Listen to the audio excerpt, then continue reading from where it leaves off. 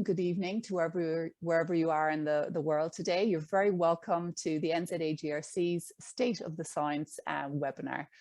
Today and throughout 2022, the Centre will be bringing you a number of presentations, trying to keep you updated on some of the latest science on agricultural greenhouse gas mitigation research in New Zealand. For those of you who are unaware, my name is Sinead Leahy. I work at the New Zealand Agricultural Greenhouse Gas Research Centre in the beautiful Palmerston North, which is based on the North Island of New Zealand. The Centre is predominantly a funder of research on behalf of the New Zealand government. Today's topic is all about methane inhibitors, and of course New Zealand is faced with this real challenge of how can we actually implement such a mitigation approach in our pastoral grazing system. I'm really delighted to welcome our chair for today's session, Mark Aspen. Mark is the General Manager at the Pastoral Greenhouse Gas Research Consortium, and we're delighted that he's been able to attend today. He'll be taking us through how the session will work, and he'll be introducing our speaker for today. So without further ado, over to you, Mark. Kia ora. Thank you, Sinead, for that little introduction. My name is Mark Aspen. I'm the General Manager of the Pastoral Greenhouse Gas Research Consortium. And I suppose I should say season's greetings to everyone in New Zealand and around the world. We're in December and Christmas is coming. So welcome from Aotearoa, New Zealand. Today we're going to hear from Dr. Ron Ronimus, who at Ag Research will discuss the work to develop methane inhibitors for New Zealand grazing-based farm systems. Following that session, that presentation, there'll be a question and answer session, and we're really hoping to move through the presentation in a good clip so that we can get to lots of questions and answers. We do have a big registration for the webinar today, so we'll only be taking submitted questions. Now, at the bottom of your screen, there's a little tab Q&A, so we welcome you to enter your questions as they appear. For Ron or for myself through the Q&A, and then we'll get to as many as we can after it. And now briefly to set the scene for this research investment and its importance to our New Zealand livestock industry by way of background. PGgRc is a pan-livestock organisation here in New Zealand, representing the dairy, deer, sheep and beef sectors, the ruminant livestock sectors. And we work with the NZAGRC and have driven the investment and partnership with government since 2003. And there's some reasons for that, and here's why. Next slide, please, Ron. I'll wind my sleeves up. Let's go to the next screen. So look, we've got a big bunch of people here who have supported this work. Going on to the first screen, why is it important? About 48% of New Zealand's greenhouse gas emissions are from agriculture. That's on a CO2 equivalent basis. This slide just gives you the breakdown. The majority of it is in methane. Nitrous oxide is still very important, of course. But for us in New Zealand, a developed economy, we face a big challenge in reducing our emissions. And we certainly have the fortitude and the perseverance to make sure we do that. Next slide, please. Since 2003, we've been looking at a whole lot of different ways to reduce methane and nitrous oxide, but in the methane space, we've focused on 4 broad areas. Low greenhouse gas feeds, and we've found some annual crops that have a different level of methane from pasture. Low methane animals, we've worked up and discovered that we can genetically select, and we're rolling that out into the sheep industry. And in a more direct way, targeting the rumen bugs and the rumen bugs or methanogens that actually produce methane in the rumen. We are developing a vaccine, and what you're hearing about today, some inhibitors to target that directly in the rumen. Next slide, please. So in doing our methane work, what do we need to know about it? We know we've got a big challenge environmentally with our farming systems and our economy. But when we're looking at a mitigation technology, there's kind of 4 broad areas we want to focus on. We want to understand the greenhouse gas reduction credentials. Does it work? Has it been proven scientifically to work in our farm systems? On the second level, we don't want it to impact our farm businesses or our livelihoods. So does it keep or enhance the product quality? How will the mitigation remain consistent with our land, people, animal, environment, and consumer needs? On a third level, we want to know about the path to market. How will the mitigation be delivered to farm businesses? It's got to get to the animals. How's that going to happen? And fourthly, and one that comes up pretty quickly in many discussions, is the economics. What will it cost to deliver, and will it provide an economic or beneficial return for farmers? Next slide, please, Ron. So the challenge of an inhibitor stroke feed additive. It's got to target just the methanogens and not affect the digestion of the plant material in the rumen. It needs to be low cost and not harmful. To achieve the potential impact, it's got to be resident and active in the rumen when methane is being formed. Fermentation and methane follows feeding. Delivery mechanisms to do this might be in every mouthful, and we see that around the world with total mixed ration, TMR, or partial mixed ration, where it can be put into the feed, so it's in every mouthful. We've been focused on delivering in a form that provides permanently in the rumen through a capsule or bolus. Also, if you could formulate it to last 6 or 8 hours as a supplement fed once or twice daily, then you could have some impact, or maybe perhaps delivered in water. All ruminants need water. The Consortium is developing compounds that can be delivered by the first 3 of these methods, and perhaps the 4th method as well. We don't close the door on any delivery methods. Next slide, please, Ron. The inhibitor specification, this is what we're really trying to do, and this is just a quick table, which I'm not going to dwell on. We really want to have some specific characteristics for an inhibitor. So we want to know about the impact, greater than 30%. The capsules have a level that we want to make them go out to 100 days. So they need to have a payload on board. Nil withholding. We're in the business of meat, milk, and fiber. So we need to make sure these are good for quality, product quality. Productivity, no negative effects. Neutral maybe, but we prefer to see productivity gains and reduction. Non-toxic. They need to be in an IP position that can be used by a commercial partner to take them out and deliver them. And overall, they've got to be able to be delivered and also have a good cost of goods, which will make them beneficial or be acceptable for our farm systems and overall through the likes of a life cycle assessment. And a really important bottom line from us is that they're ethically the underpin and support the New Zealand export trade position, which for our trading nation is really critical.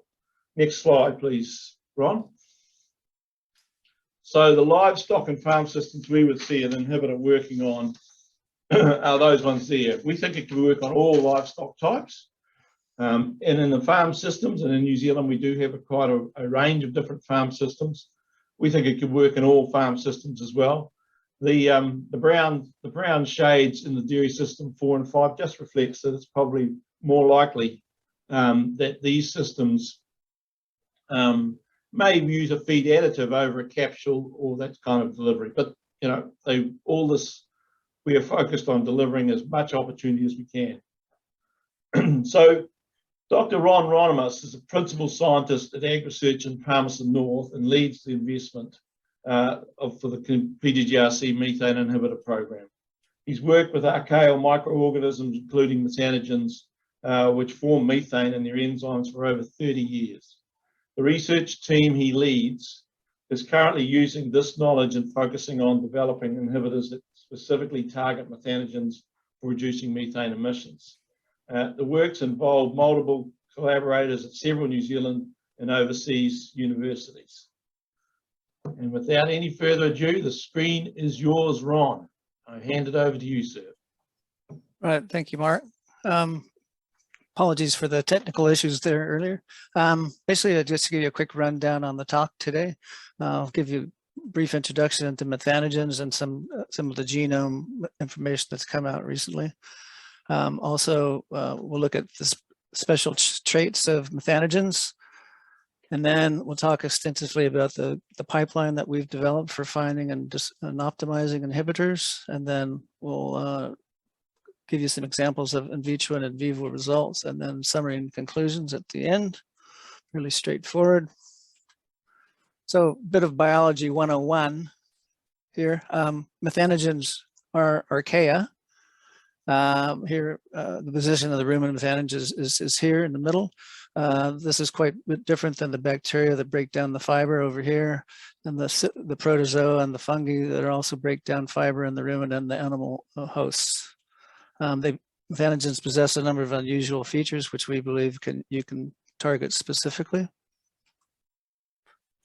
So many of you will be aware of two large studies, the Global Rumen Census, which identified a core microbiome, including methanogens that were common amongst most ruminant species worldwide.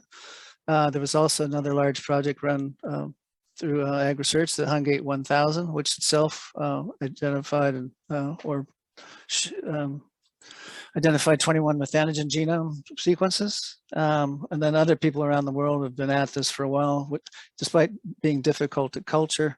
And a further, almost 25 genomes are available in the database. So over 40 genomes are available for rumen methanogens at the moment, approximately.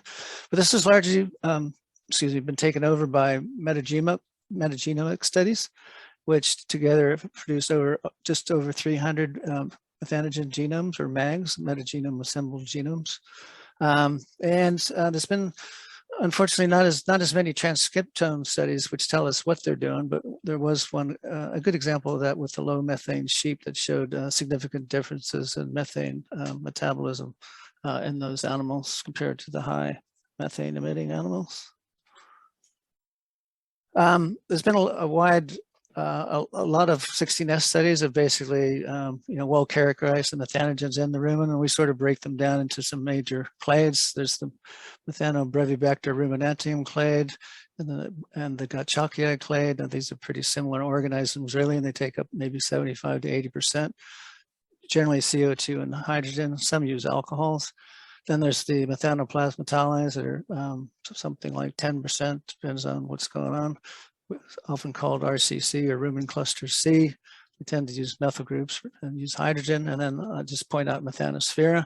Methanosphaera is similar to these Methanobrevibacter phylogenetically, but they specialize in using methanol and hydrogen. Now this figure here is just compares 7 genomes.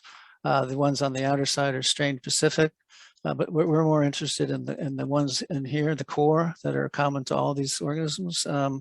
And that these would be the more essential or highly conserved ones. And this picture is courtesy of Sinead at the Greenhouse Gas Center. So methanogens have relatively small genomes, about 2,200 ORFs, I believe, in Methanobrevibacter ruminantium genome, the first genome to be characterized. Approximately 40% of these proteins are hypothetical, so they don't actually have defined functions yet. So methanogens typically in the rumen, since it's such a probably stable environment, they don't have many sensory mechanisms to adapt to changes. And they certainly don't have many specialized resistance mechanisms as you might suspect, like in pathogenic bacteria. They have relatively slow growth rates. They basically only have to grow as fast as the rumen turnover, which itself is 12 to 16 hours, or something like that per day, depending on the feed, of course. But they don't carry plasmids, so they're not carrying around any resistance elements. And there's a small portion of the rumen microbial community. And all these things kind of help us. Many of you will have seen this figure from the Methanobrevibacter genome paper. It's kind of nicely divided and with the 3 of the capture reduction of CO2 and energy conservation panels. In this figure right here, there's about 120 or 25 enzymes identified. Other people have looked at how many genes might be required for methane and came up with a value of nearly 200 on this Castor paper in Archaea back in 2011. Now, this is our chemogenomic pipeline. I want to spend a couple minutes on this slide. So, and I'll be talking about this as we go through the talk. So basically we have 2 general approaches. There's a targeted approach where we're targeting individual enzymes. Basically, we want to, clone those enzymes, purify them, develop assays, and then use those to screen for inhibitors. But we also want to get enzyme structures, which we can then use computerized stocking to screen compound libraries for compounds that might have activity. And then ultimately, we would either then put them into methanogen cultures to sort of confirm and check that activity in live cells. And if all going well, they would then go into ruminant fluid in vitro assays, these larger scale things. And in some cases, we can bypass that step altogether and just go straight to ruminant in vitro activity. The other generalized approach is to use phenotypic screening. And the important point here is this screens all essential enzymes simultaneously. We think this is probably on the order of around 500, right? So that's a massive multiplier. We then use methanogen cultures grown in 96 well plates, sort of a high throughput technique, and a miniaturized 0.2 mil ruminant in vitro assay, also in 96 well plates. Any hits that we get from those, we then go back into this ruminant in vitro assay to confirm activity. At some point in time, right around here, we'll do toxicity assessments. This is both computer-based, but we will also, before it goes into an animal, they have to go into mice. And then at some point in time, we'll do an Ames mutagenicity test as well. But if we get something that we're pretty happy with, we can start to get in analogs or synthesize analogs. I must point out that we work with the University of Auckland right now, Dr. Dave Renison and Dame Margaret Bremble on this medicinal chemistry approach. But once we get something that we're pretty happy that's potent, has the right sort of features and this sort of thing, we want to put them into a short-term animal trial, basically to kind of figure out, to get the dose right. And it's kind of hard to actually predict what's going to happen in the animal. So this is quite an important step. And then once we're happy with the dose, we're then happy to go into a longer term trial. And the key thing here is you want to see, is the rumen community going to adapt to the presence of that inhibitor? Right. So that's a general overview of the pipeline. And I'll just talk briefly about some of those. So first, talk about enzyme structure part. So there's quite a bit of precedence for using enzyme structures in drug development. As part of the targeted approach. So for instance, for HIV or an antiviral, there's actually 4,000 enzyme structures in the public database for 9 targets. For tuberculosis, a similar number, about 4,000 structures. In this case, there's many more targets in tuberculosis, so 250 targets. And COVID-19, for instance, already 655 structures in the database, mostly spike protein with bound antibodies. This shows you the molecular interactions between those two proteins quite clearly. So there's a bunch of advantages for enzyme structures. We can then use computers to rapidly screen compound libraries. So this is kind of a cost-effective way of finding inhibitors.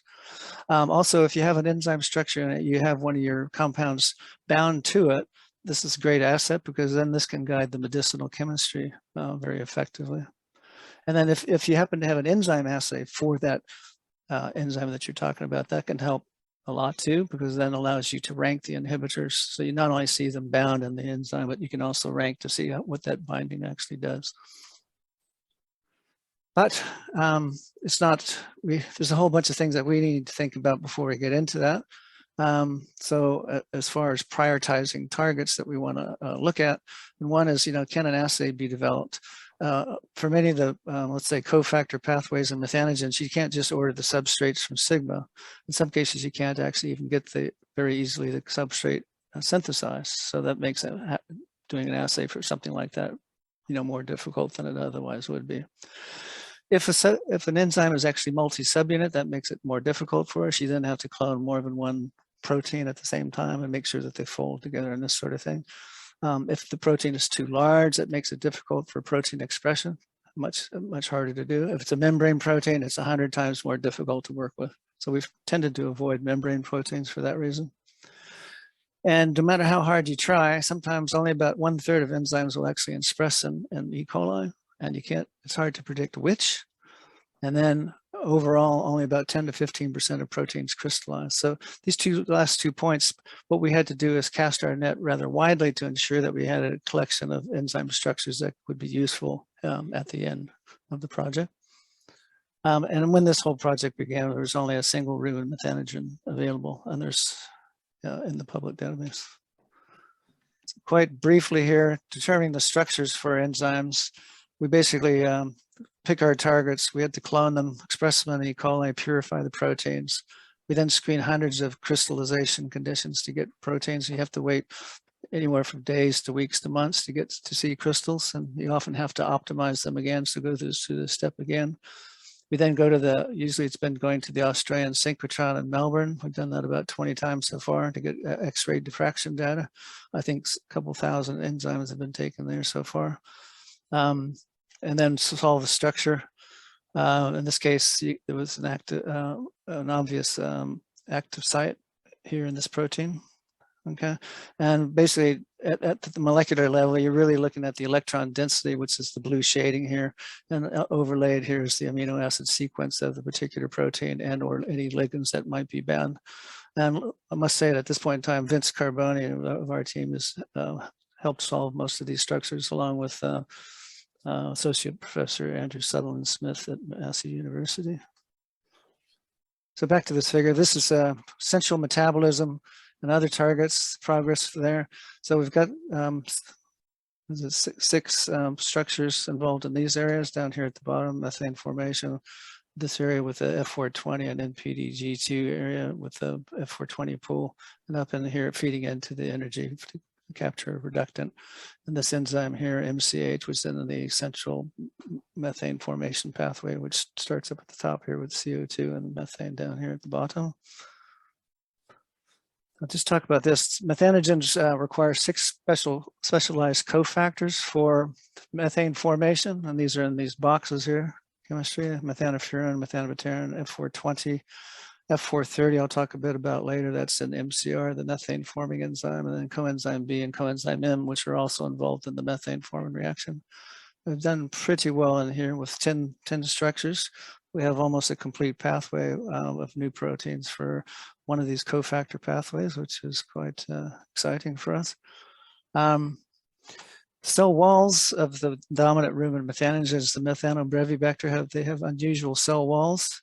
So they have a glycan backbone here, which would stand out here. This is N-acetyl galactosamine or glucosamine, which is beta-1,3 linked, which is unusual to a specialized archaeal sugar, N-acetyl talosaminuronic acid. These methanogens use a special UDP activated glutamyl phosphate, which is not seen in any other organisms to date in cell wall biosynthesis, so that's quite specialized. And then they have a peptide cross-link, which are also linked by these gamma and epsilon unusual isopeptide bonds. So this whole system is rather unusual. This work was supported by a Marsden grant. We ended up getting 10 structures out of here, and I'm showing you 7 of these here at this moment. Archaea all have unusual membrane lipids, including the methanogens in the rumen. So up in bacteria and eukarya in the host, they use a glycerol 3-phosphate backbone with an ester linkage and fatty acid tails. And Archaea, they use a glycerol 1-phosphate backbone, ether linkage, and they have these isoprenoid or terpenoid type of tails, which are completely different than fatty acids. And this tail is made with an archaeal mevalonite pathway. There's probably about 20 enzymes involved in this whole process that would be good targets, and we've gotten 3 structures so far with that. And here is MCR, the methane forming enzymes. I'll just talk about this for a minute. It's a hexamer. It's two identical trimers, so there's actually 2 active sites. Here's the cofactor F430 that I mentioned. It looks a bit like heme, which would have an iron, or cobalamin, which would have a cobalt, but in this case, it's got a nickel ion, and it's embedded deep in the active site. And there's two identical active sites here where this purple coloring is, right? So one interesting thing about this nickel ion is it is actually the most highly reduced metal ion known in biology at -630 millivolts. A bunch of enzymes are actually required to achieve that reduction, okay? The F430 itself has to be inserted into this trimer as it's being folded. So there's the chaperone proteins that are involved in that. And at the active site within the MCR, there's usually 4 or 5 amino acid sites that are modified. So there's 5 enzymes involved in modifying those. And in some cases, if you knock one of those out, you reduce activity by 50%. Now there's a whole bunch of conserved proteins that are involved in this process, most of which nobody knows what they're doing yet. We call them methanogen marker proteins, or MMPs. And then part of the MCR reaction itself uses coenzyme M and coenzyme B. And these require, I think this is like 6 enzymes. This is 6 enzymes, and the synthesis of F430 is 5 enzymes. So all told, there's probably 25 enzymes are involved just to get MCR to be active in vivo. Now we've cracked a couple of structures for some of these important enzymes here, and we've made good progress with the crystallography with those as well. So knocking any one of these proteins out, and any one of the proteins out in the previous slides could knock out the methanogens. So if you do searches in that, there's methanogen structures from other genomes that people have been working on over the years. However, it's still best to use a rumen methanogen structure for the work or their close relatives, and that's what we've focused on. But we have produced models of these and these types of enzymes and used them ourselves in screening efforts. So once we get a structure and we've identified an active site, we can then start screening the libraries. The libraries can be, the complete chemical collection of a company. They can be natural compounds. They can be chemical building blocks. They can be sets with diverse chemistry, any sorts of thing. But basically, the computer programs, well, we've used 2 of those predominantly, Gold and the Schrödinger suite, which is what those pharmaceutical companies use for their drug development purposes. We get then poses of the compounds and the active sites, which are then looked at individually, sort of the top 1,000, and then we end up purchasing a selection. We don't purchase the whole 1,000, we just kind of purchase a reasonable number and check to see if they have activity in either enzyme assays, pure culture assays, or our ruminant in vitro assays, which we call RIVs. And overall, it's probably closer to 20 million compounds that we've done and searched this way. But yep. When it comes to the enzymes, we've also developed enzyme assays for screening. But before we can do that, we want to purify them to at least 90% pure, and we also then need that for crystallography. But then the enzymes themselves have to be characterized with respect to some basic features, pH, salts, the substrates, various substrates. Here's an example of a competitive inhibitor against one of the enzymes. Once we have this, then we can optimize our screening assays for use in the screening libraries. But we also have looked doing the old glass culturing method technique for inhibitors, and this is ATPase inhibitors that was published by Macmillan back in 2011, with the addition of the inhibitor being the red arrows, and then you just follow the course of the inhibition of the culture using a optical density. Very appealing, but very labor intensive, very low throughput, and so we couldn't do this on a regular scale. We needed high throughput techniques. So that's where we really went to 96 well plates or 384 well plates for screening. So basically for our in vitro assay screenings, we developed a number of assays, 8 in total, that we then screened libraries with. We had our pure culture method, which we used as well, and our rumen in vitro miniaturized method that we also use. And we get readouts like this. In this case, this is the culture played out. So it's got immediate control, DMSO control, since the compounds are suspended in DMSO, inhibitor control, and the growth control. The published paper used ABM4 strain, this Weimar applied environmental microbiology. I'll just emphasize the point that pure cultures and rumen fluid assays screen all essential genes simultaneously. So our sort of kingpin method that we use is this 32 bottle rumen in vitro system developed by Stefan Mutzel and Mike Tavendale and Chris Hunt, published in 2014. And it gives a readout that looks something like this. I hope this is not in the way.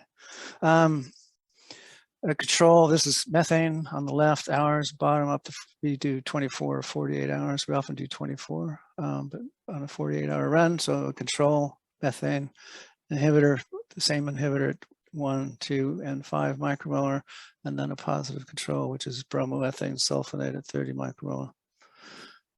So overall, we've screened 140,000 different compounds against various enzymes, all up probably about 200,000 compounds versus enzymes interactions. We screened 40,000 compounds against in our methanogen culture assays. That's about 15 million inhibitor enzyme target and potential interactions, and then about 7,500 compounds in duplicate in this rumen fluid assay thing. And basically all this techniques which I've just showed you have produced hits. And we've probably gotten around 1,000 hits, which are just first indications of activity against methanogens. So I couldn't show you too much of the medicinal chemistry approach, was some of the chemistry we want to keep quiet at the moment. But we use general techniques of medicinal chemistry. This is just an example here where, let's say we have a hit that we found and it's got a peptide bond in it. We would then look at, we would buy some stuff off the shelf if we could, but even though there's 50 million compounds out there that you could be purchased, you still need to do some systematic, one step at a time kind of medicinal chemistry. But these are all examples where are esoteric replacements for the peptide bond. So these are the type of things that you might want to purchase or synthesize and then check in your assays to see if you get any improvement and activity. There's other gains from doing this, including cost and toxicology and that sort of thing. Basically in our pipeline, from starting, let's say, enzyme assays through to pure cultures, rumen in vitro assay to in vivo, there's a decrease in potency or a decrease in activity, I should say, through this process. And I will exemplify this by a paper by Dimitri, who looked at an enzyme that was involved in methanoprotein synthesis, what we call RFAP synthase. They looked at a number of analogs and put them through this pipeline, as it were. And what they noticed was there's about, and I've averaged it out, it's quite variable. I'm just saying tenfold is something like 5 to 15-fold, and similar here, but an average of about 10-fold reduction through the process. Now they didn't do any in vivo studies, but when you when you take an inhibitor that's active, it's 10 micromolar here, you need like 100 micromolar here in general to get the similar sort of inhibition that you're seeing here. And there's a number of reasons for that, but I won't talk about that at the moment.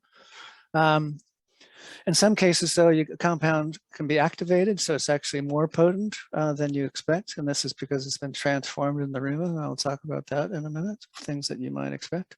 And I'll just make the point here that when you're using a capsule, because the capsule is emitting constantly over 24 hours, even if not much methane is being emitted because no feed is really been eaten for a few hours or multiple hours, like you dose. You probably need about a twofold higher dose potency rather to maintain that inhibition. But there is an advantage with capsules in that the dose can be ramped up at the beginning of the capsule, for instance. So the rumen, when you throw compounds into the rumen, lots of things can happen. Well, first of all, the rumen is, of course, very highly reducing. So any double bonds can be quickly reduced. This is well known with unsaturated lipids, for instance, being introduced into the rumen. The rumen also has a large hydrolytic capacity, proteases, lipases, esterases, a bunch of fiber degrading enzymes. This can make things quite susceptible to those sort of lytic capabilities. Compounds themselves can be, this basically means compounds can be quickly degraded, much faster than you would hope or expect. They can actually bind to fiber, which sort of takes them out of the system, so they're not then going in towards your methanogens, or they can be transformed. I know, like in human gut systems, a lot of compounds are acetylated, for instance, because of the high acetate concentrations in the gut. So there's a variety of susceptible bonds that happen.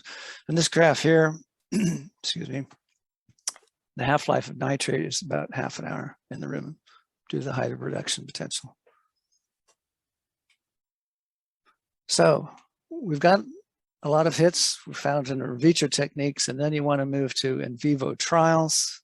But first, we take a hard look at the rumen in vitro data. what we want to see there is you don't want to see much impact on the total gas production.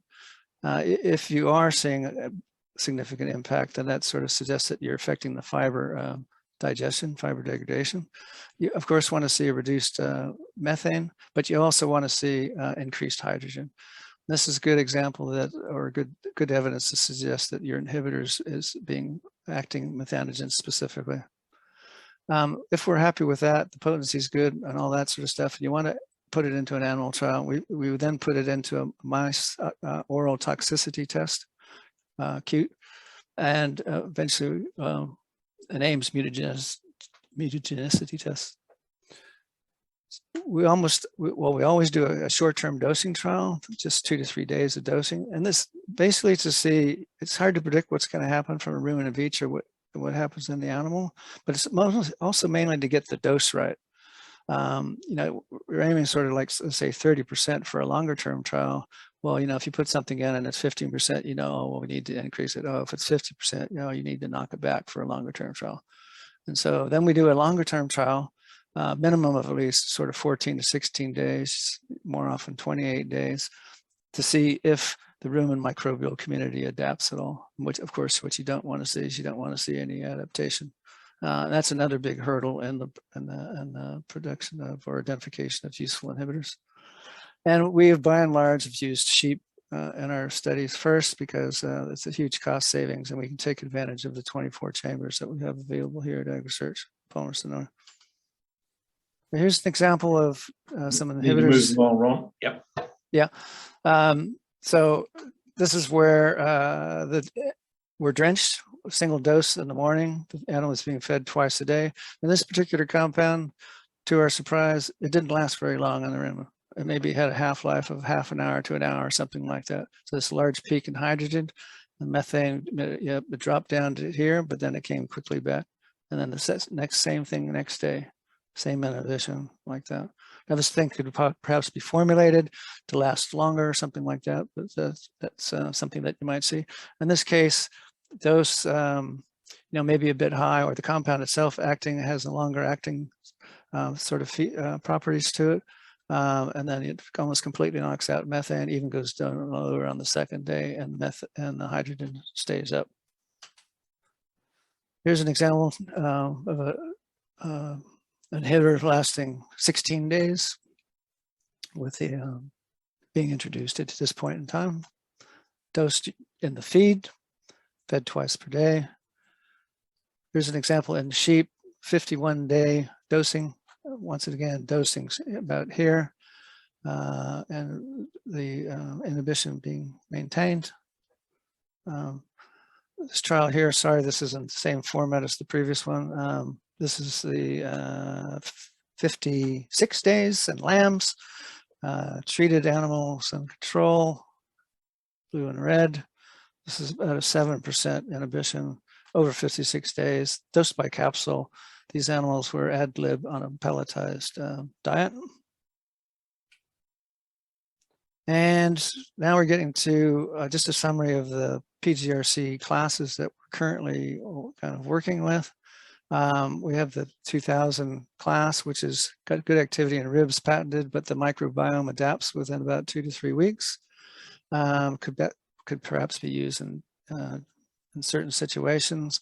We've tried to get over that ability of the rumen microbiome to adapt, but didn't solve that issue yet. PG5000 is good activity in ribs, no adaptation in longer term trials, but probably not potent enough for capsules. Could perhaps be used as a feed formulation, in a feed formulation kind of setting, TMR.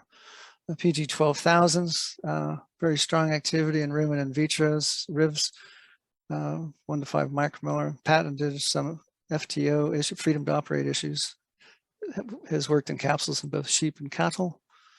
21,000 class is strong activity in ribs, patented with freedom to operate and currently being further developed. And lastly, the 25,000s, good activity in ribs, still being optimized with the chemistry program through the University of Auckland again. Now having activity below 10 micromolar. So this conclusory slide. Basically, we've we think we've got a nice chemogenomic pipeline that's been developed for targeting methanogens. We've got a bunch of enzyme assays that we've used and developed, some enzyme structures, most of which have been used for in silico screening, just under 30 of those enzyme structures. And we've found hundreds of hits, and some of these hits have been prioritized and have led to the classes that I just mentioned on the previous slide, and are being further developed with the University of Auckland and medicinal chemistry techniques. And overall, we've done over 40 animal trials to date, conducting with 30 plus compounds, including using capsules. Currently focusing on 3 classes. We've got a number of backups that are quite exciting and interesting too. And we're optimizing some of the current classes for capsule use. And we have a international collaborative partner. And just acknowledgements. Thank you for listening, and some acknowledgements. I'd just like to point out some people. Dr. Stefan Mutzel has looked at almost all of our initial animal trial data to see what's going on there. Dr. Dongwen Liu has been the main statistician here handling statistics. Some great technical support. Carrie Sang, Catherine Andrews, and Riza Trinidad. Previous work is being done with Dave Renison, Dame Margaret Brimwell I've mentioned, but we also have worked with distinguished Professor Sir Bill Denny and a colleague of his, Jack Flanagan. And Dr. Ian Bodie, who's on our commercialization team, who's a chemist as well, which has been quite handy. And Kate Lowe, who's a trial manager. And well, I should mention Fiona too, who actually gets down in the trenches with the animals. And thank you for listening. Ready to take questions. Cheers, thank you, Ron. Man, that's a very deep and broad background you've given us. As you can see, the audience, we've traversed some pretty deep science over the last 10 years in this program of work. There's a few questions coming up in the Q&A. There's a couple around regulations, and so while Ron is just kind of probably grabbing a glass of water, I'll deal with those. There's been a number of questions asking around, do we need a change to the ACVM regulations, and along that line, look, we see the regulations and the system here as being really critical. We know the government's working on getting that nailed down as quickly as possible, but for us, it's a very important part of understanding what's required, not only from just from the point of view of the animal health, but also food safety and animal welfare and human welfare, working with these kinds of compounds. So the ACVM regulations and things that are happening right now are very critical. And so, yes, it is a big part of getting these things out there. There's a question here, Ron, around the latest on the practical use of archaeal viruses, bacteriophages, to manage them. Now, we've done some work in the past. Do you have a comment on that, Ron? Yeah, that's been quite an interesting idea, and it's been around for a long time. So we have worked in that area before. So there are enzymes that are well close to the PEIR of Methanobrevibacter ruminantium, and there's been a paper published by Eric Altman where those have been put onto nanobeads, PEIR nanobeads, which seems to have some effect. Can you stop sharing the screen, by the way, Ron? Please. Oh, okay. Yep. Right. Yep. Thank you. Sorry. Yeah. So you would have caught that? Yeah. Eric Altman's paper with PEIR attached to nanobeads. And there's actually other phage that have been identified that can be identified in the rumen now from metagenome types of samples. So there is some prospects for that. And then there's been yeah, but we haven't worked in that area for a couple of years, really. Not much anyway. There's another question that's asked about bromoform, which is not an area that we've been working in, but I think the question is probably general, and I'll pass it through to Ron from the point of view. The question is about confidence and the ability to include bromoform or any compounds as ruminant methane inhibitors from the perspective of milk and carcass residues. Ron, that's a pretty critical part of what we do, isn't it, in the sense of understanding what these compounds are doing. But I don't, regardless of whether it's bromoform or any of our compounds, that's kind of a really important issue. Do you want to comment on that? Well, you're right, Mark. Market acceptability is a key issue. Well, for anything to be, put out there and used and taken up by people. And of course, everyone wants things to be safe and that sort of stuff. So we haven't been directly involved with bromoform at all for that studies. We did do a study back in 2010, I think it was, that with chloroform, but chloroform was always just used as a as an experimental tool, because we knew it would work for a long time and there wasn't anything really available at the time. Other people have used bromochloromethane and this kind of thing. They're just experimental tools. Yeah. So I think bromoform is one of the main active ingredients of this Asparagopsis seaweed. Yep. And a follow-up question is quite a bit about residues and things is a question on, do you see any impact for product meat, milk sourced from animals fed with inhibitors? Will we need to be cleared on a product label in the supermarket? I think from just leading on from that previous kind of question, we would expect to be trying to find compounds that don't have any residues. Pretty hard to achieve, but that's certainly the case. And that's kind of where we're looking to make sure we have very highly potent compounds that can actually deliver that kind of opportunity. Yeah, but that is obviously the main one of the, it would be a great goal is to aim for zilch in both of those categories. Yep. Detection techniques are very sensitive these days, as you know, mass spec can spot almost an individual molecule. Yeah, but it's an important consideration for us, market acceptability and that sort of thing. There's a question about whether we use ovine or bovine cell lines to assess toxicity before the mouse bioassay. Good. Well, I think you could you could answer that, Mark, could you? I don't think we do we? I think well, people, I know when people study cancer and stuff, they develop these three-dimensional cell culture techniques. So you could imagine that you could use tissues from rumen's wall, for instance, to look for whether a compound can cause irritation or not. Equivalent to what you would call a rumenoid type of thing. Right. So those sort of assays could be developed. So the question, Ron, about once you've identified the preferred inhibitor, how confident can you be of achieving an accurate delivery via a bolus or a capsule? That's an interesting question.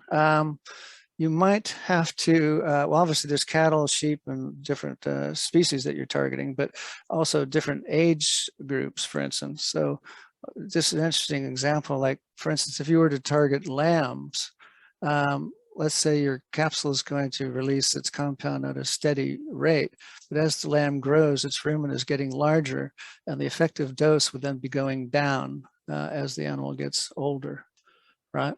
So it's probably difficult to arrange a capsule in a way to compensate for that. But if an animal is, pretty much an adult size and it's going to maintain about that normal weight, then that's probably a far easier thing to organize and predict for and stuff, the proper loading and release rates and that sort of thing.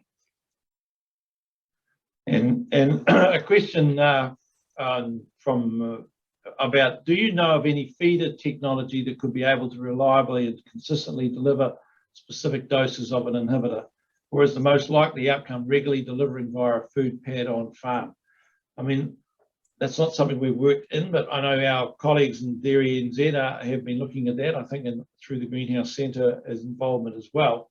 I don't know whether any of the others on the school might like to make a comment. But do you, what do you think of that?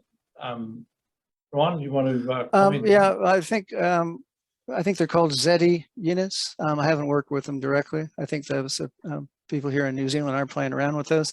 So they're basically machines that will follow an ear tag. They're put out in the paddock and they release a bit of a supplement with an inhibitor. And then they, if an animal comes in too much, it'll stop access once it's gotten its sort of dose for the day. That there are those type of units being produced. I don't know how much they cost, and how many would you need for a large sheep farm down on the South Island when you got 10,000 heads and you want to control methane that way. It sort of becomes a cost thing, and I have no idea. Other people could look into that. Thanks, Ron. So there's a question here about the issue. Do we see an issue with the buildup of hydrogen in the rumen? Well, hydrogen can build up. Like methane, it would be eructed. So in some cases, if you're targeting let's say a 30 to 40%, 20 to 40% inhibition, the chance that a lot of that hydrogen, the rumen microbiome will adapt, and that hydrogen will then get utilized. So I don't think the hydrogen concentrations will be that high after a week or two with an inhibitor, once it's being used continuously. Yep.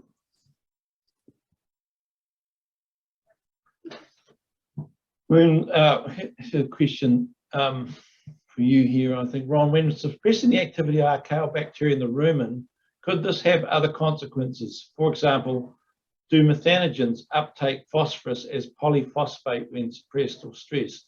Could this limit animal assimilation of P? There are some methanogens that utilize polyphosphate, but I don't think any of the rumen methanogens do in that particular example. So the methanogens I mentioned, they're a very small portion of the rumen community. So they'll never get too much larger. They can do what they have to do, and they don't need large numbers of them. So they're not a large component of the rumen. So on a kind of on a gross level, I don't think they're going to affect too much of the phosphate and sulfate and any other sort of minerals that you might be thinking of that they add to the rumen or whatever. That would be my opinion anyway. Cool. There's a question here on the ACVM and regulations. It's pretty popular in the questions about when we might see first commercial use of inhibitors locally. Look, we think it's still probably a couple of years away. I mean, the regulation pathway is being developed and confirmed currently now. We would expect that the two leading global products that seem to be making the most progress, Bovaer for DSM, will become available in New Zealand, and it may come to New Zealand in the first instance. Seaweed and the work that's been done with CSIRO and FutureFeed is also advancing. But I think from our point of view, and certainly for our own program, the sense of understanding the regulatory pathway is going to be probably pretty critical here, as well as having compounds and products that actually can feed into it.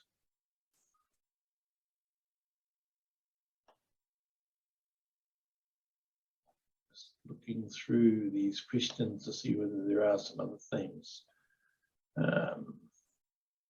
There are some direct feeders for the person answering question. There was some CLOC has an automatic feed supplement machines that's just been posted up in the questions and answer.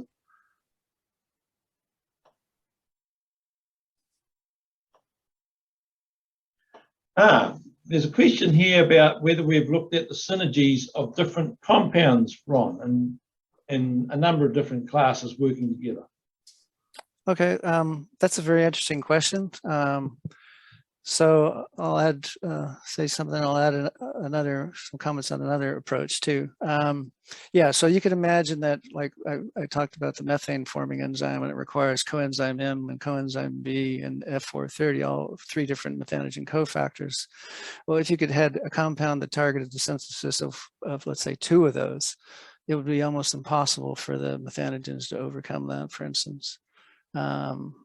Not that necessarily the total inhibition would be much more, but any resistance would be almost impossible, kind of thing. So there's that part. There's also the using inhibitors in combination with other methods. So let's say you had your low methane sheep that you wanted to use an inhibitor in, and you also have a vaccine. You know, there's the mixing of matching of different methods to lower methane emissions, and including feeds too as well. So there's that aspect as well. So there are some advantages, and so with like HIV, they use a cocktail of protease inhibitors and other enzymes that is able to suppress HIV. With the use of 3 compounds, it's impossible for HIV to overcome that, because it's just numerically impossible. It's like trying to come up with a mutation every 10 to the 30th kind of power. It just doesn't, it can't happen, right? There's a lot of microbes in the rumen, like in a cow. It's a 100 liters, and you got 10 to the 11 or something like that per mil of bugs, or 10 to the 8, let's say, methanogens. It's an awful lot of methanogens in there. So resistance, if it's going to come up, could come up just because of the sheer numbers. But if you use 2 inhibitors, that you might be able to totally suppress that. That's just something that's right now, it's just kind of a theoretical exercise. But right now we're just trying to get, as you've seen with 3-NOP, single inhibitors can seem to be able to do the job, at least in a TMR type of setting. Cool, thanks, Ron. There's a few questions about the presentation and being available. I think that's something maybe Sinead might comment on, but my understanding is the presentation will be available sometime after this, so you can look forward to reviewing it at that point. There is a question here around the what we would consider to be the gold standard study program required in order to take a compound to market. Which in vitro and in vivo studies, it's a very broad question.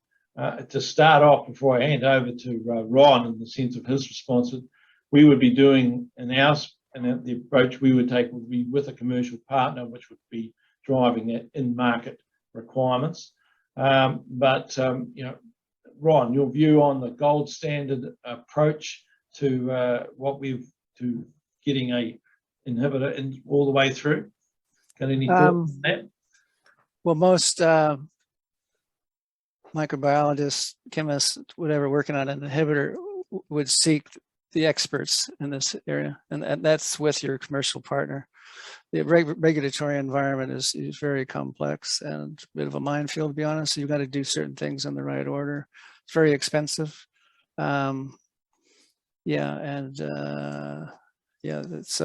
definitely want to seek people who know a lot about the regulatory situation.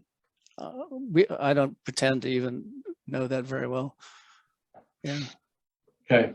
Yeah, there's FDA, the Europeans, and it's a bit of you really need to know what you're doing.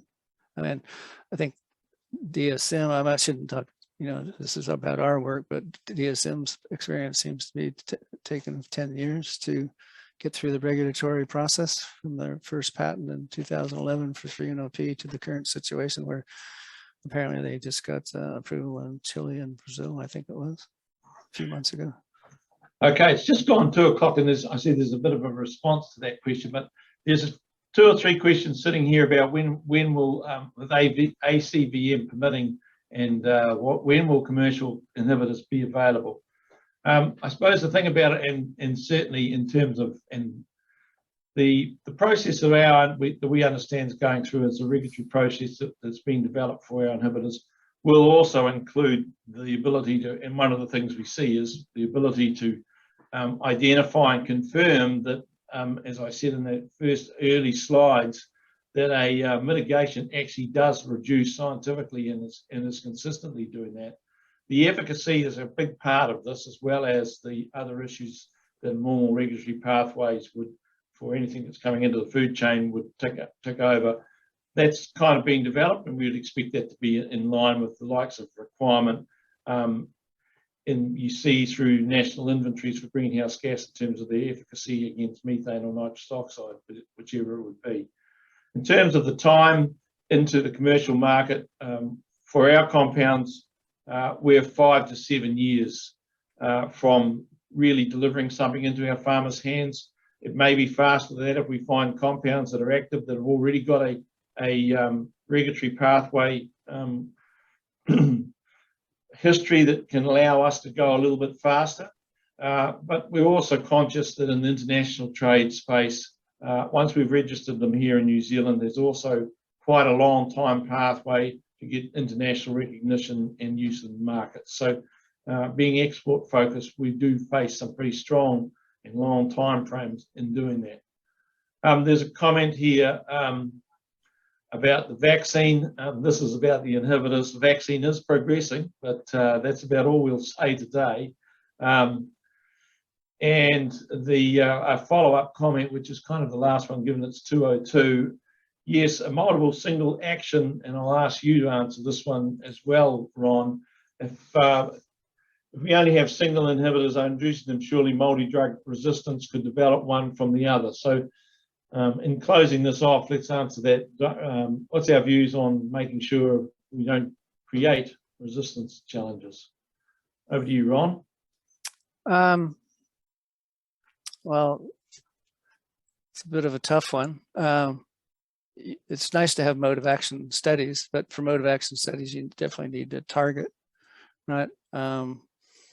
In some cases, when our phenotypic screening has identified inhibitors, but we don't actually know what the target yet is, and that's sort of situation. But with certain particular types of compounds, like I'll use 3-NOP for example, that nickel ion in the MCR active site is crucial for the reaction. So if you can get an oxidant in there close enough, you can destabilize that and basically inactivate the enzyme. Now the methanogens are good at growing the MCR back, but in that particular case, I think DSM claims that it'll be very difficult for the methanogens to overcome that. So that's the type of reaction where it's just so critical to the whole thing that there's it's kind of like the Achilles heel, if you like, or an Achilles heel of methanogens. But our hope, and we think there are other Achilles heels in methanogens, and we're currently targeting some of those. So we've shown that we've got compounds that can last almost 2 and 3 months without adaptation occurring. So those are kind of good evidence to suggest that these things can be done. And and that's one of our prime criterion for being able to move something forward. If there's any indication that adaptation is occurring, then your product would lose effect after very quickly and become useless, basically.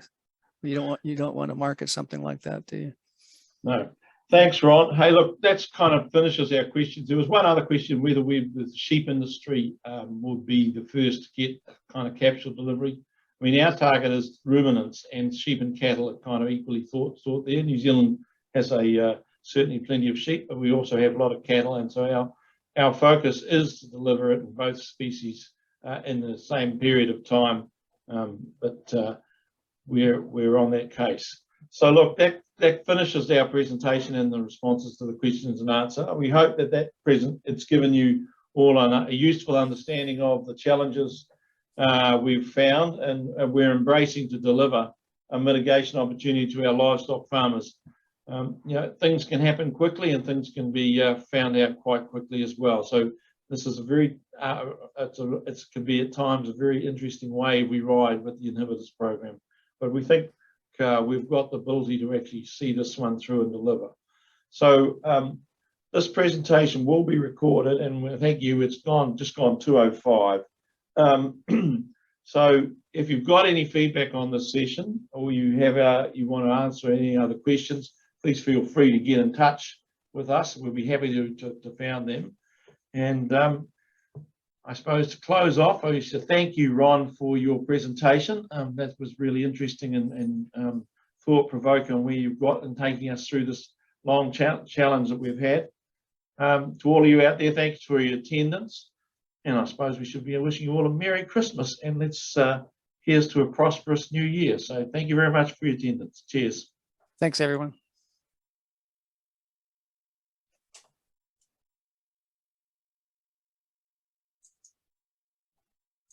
Nice work, Ron. He's gone.